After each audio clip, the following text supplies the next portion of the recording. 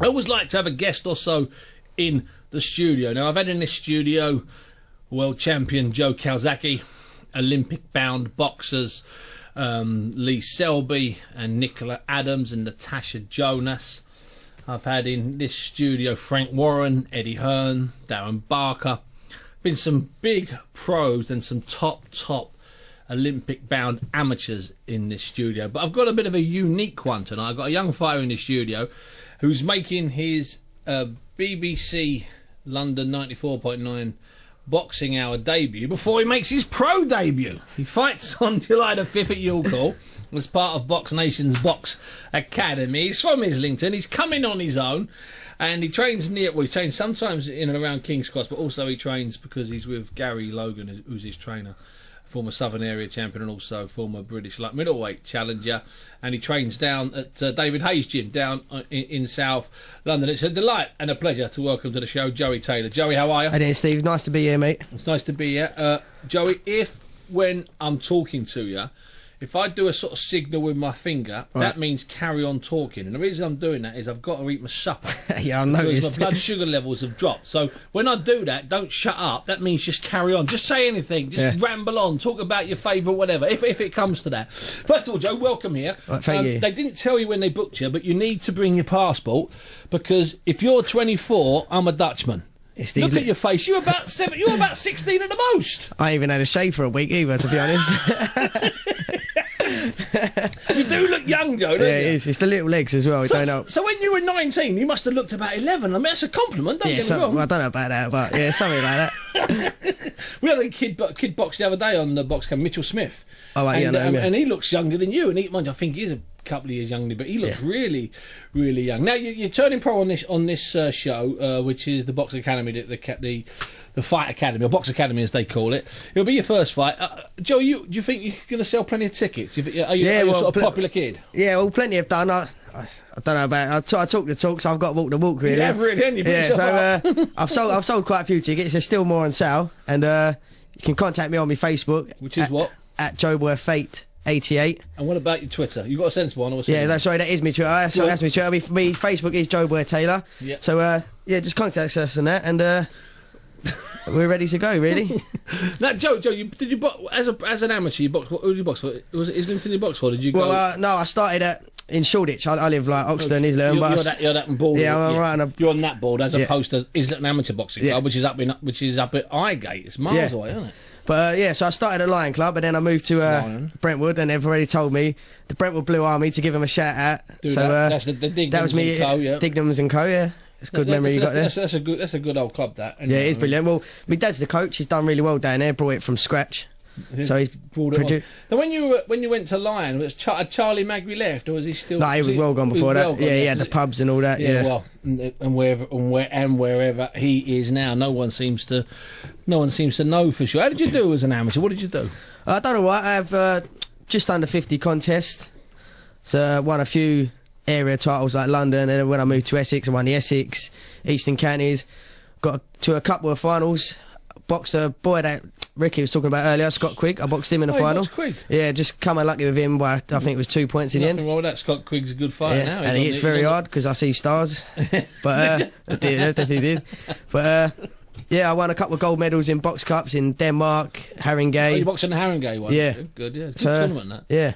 And when you decided to what made you decide to turn pro? Apart from the idea that it's natural progression, but what was it? I mean, had you had your eyes on going pro, or was it just a thing? You know what? I can make a few quid, and I fancy it as well. What was it, Joe?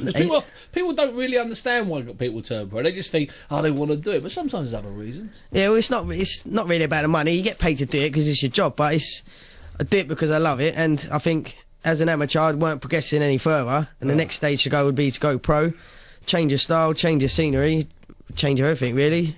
It's a new start. And have you? I mean, obviously you haven't had the fight yet. I mean, people keep telling you, like Gary will be telling you, and Adam Booth will be telling you, and David Hay will be telling you, and whoever else is in the gym, George Groves will be telling you. It's different. It's slower, but the people are sort of tougher. I mean, they keep telling you that. They keep telling you that. Yeah, that's the thing, because as an amateur, you're throwing 100 punches and looking for points, but as a pro, Gary's trying to calm me down, slow the work rate, like pick shots, and hit harder, really. Yeah. completely different. And not panic's not the right word, but not to think that because you've been here, you got to chase the guy. Yeah, that's one. You got 4 rounds or 6 rounds, or soon up to 8 rounds. And sometimes too many pros try too hard, and then also, unfortunately, sometimes like John Dignam last time out, he lost at York Hall the other week. Yeah, because he sort of. He didn't try enough. It wasn't like he got beat. To be honest with you, he could have won it comfortably. You got the idea he was sort of holding back the whole time. So you've got to be careful of that. Make sure you don't overcompensate, John. Well, I know John really well, and I know he was training hard for a fight, but it was just a week after his baby was born. So, to be honest, I don't know if he was in the right frame of mind for it or what. Right, when he was being interviewed afterwards, Joe? Yeah. I don't know if you saw that. He just didn't look right. Bewildered by it. Yeah, he just, bewildered. Yeah. I don't think he was in the right frame of mind for it. You might. Well, that teaches you a lesson. That teaches you a young lesson. If your head's not right, even if you're signed, you can't do it. You shouldn't do it, mate. Well, I think you can get away with one mistake. Good point. Oh yeah, no. But career-wise, it's not hurt him. Don't be. But it's not. It's the thing. He can get away with one mistake, but he's make too many like that, and that's it. Well, I suppose he knows now that what he does know now is he knows what it's like to lose, because he's a successful amateur ABA champion and was in part of the England setup. So he knows now what it's like to lose, and if he gets that same kind of feeling, you got to fancy, he put himself out. Got to give you that extra bit of grit to get out of the way of it, innit? Absolutely, really? yeah. I mean, and you shouldn't be afraid. I'll tell you this now, and Gary and Adam and who are in the gym with you, and obviously you're managed by what, George and Francis Warren, or what is it? I'm managed by Frank Warren. Managed by Frank Warren, promoted by Queensbury. Yeah, that's the one, right, sort of thing. So, yes, George and Francis. So, but I was saying, Frank won't mind me telling you that, if you don't think things are right like that on the, a week before a fight, 4 days before a fight, 3 days before, you got to tell them. Yeah. And tell them strong. I mean, because there's no good afterwards them come in the changing room, because the first thing they'll say, if something's happened, one of your friends has been knocked, sent to prison or something, no good them telling them after when they come in the changing room trying to find out why you didn't fight properly. Yeah. The first thing they'll say is, "Why did you tell me before the fight?" So I'm telling you, there's something wrong. Tell them before the. Please tell them before the fight. The looking at you, Joey, right? You size wise, you're going to box that super feather. Yeah, that's you're right. Compact for super feather, aren't you? Yeah, I'm like short, and I'm as short as I am wide, really. It's about like a box. Yeah, so but I'm probably one of the strongest out of weight. Yeah, you would be. I bet you end up being one of the strongest out of weight. Now, it's really hard for you to say this before you get in the ring. But in an ideal world, what would you like? 6 fights in 12 months, maybe 7, Joe?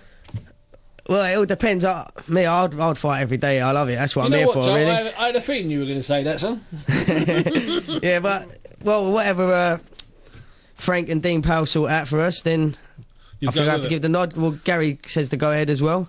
He's very clued up on it. Oh yeah, Gary is very clued up, and also Gary, I like Gary because he's very defensive minded. And there's nothing wrong with that. Listen, sit yourself down there, Joey. Just relax yourself a little bit. Get your eyes off my pizza, because don't go away. Joe, you went in the Haringey Box Cup, didn't you? Yeah, I think it was the first year I went into it. And did you fight anybody not from Britain? Because I know they've got lots of international boxers coming now. I just wondered if it was that way at the start. No, well, it wasn't. When we first started, there was a few clubs coming over from Sweden, France. That's it. That's what I thought. But to be honest, there weren't many. Obviously, there was. I think the ones they brought over was like middleweights and stuff like that. It's a lot above me. So no one down. No one down this my end of it. But it's become a really busy and really, really hard. I've still got Joey Taylor here with me. Joey, you had to listen to a couple of other people. Just remind people when you're boxing next. It's 5th of July, Thursday the 5th of July at York Hall. And Joey will be making his debut. I will check his birth certificate before then, because he claims to be 24. I reckon he's quite... Well, listen, if he's 24, he says he's 24. I'm not saying he's a liar, but he looks so fresh and so young. Now, Joey, you're going to be fighting men that have lost 8 fights and maybe won. But they're going to be tough. You know that, don't you? Yeah, not going to fall over. I've been in there with tough fighters. So. And they're going to look at you, a kid, and they're going to try all sorts of things. You know that, don't you? Yeah, that's all right. Been there, done it. I come from a rough neighbourhood, so I'll be all right. Listen, Joe, I tell you what, mate, I might have you back in. Win or lose, you're going to win this one. Yeah, of course I'm going to win. Always win. I'll get you on the phone before then, and I'll speak to you after. You've been listening to Steve Bunce.